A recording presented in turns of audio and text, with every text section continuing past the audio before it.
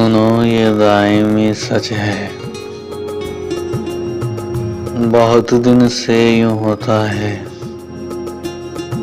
कि सपनों की हंसी देवी हमारी आंख में आकर किसी को मुंतजिर पाकर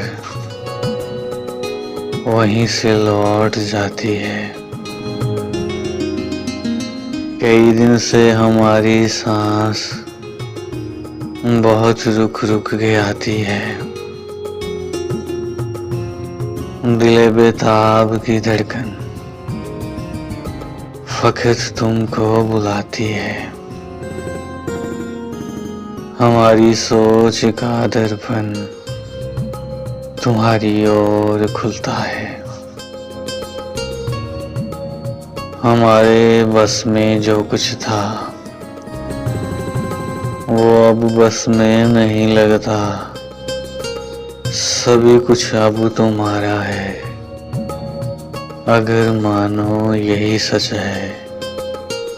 हमें तुमसे मोहब्बत है, हमें तुमसे मोहब्बत है।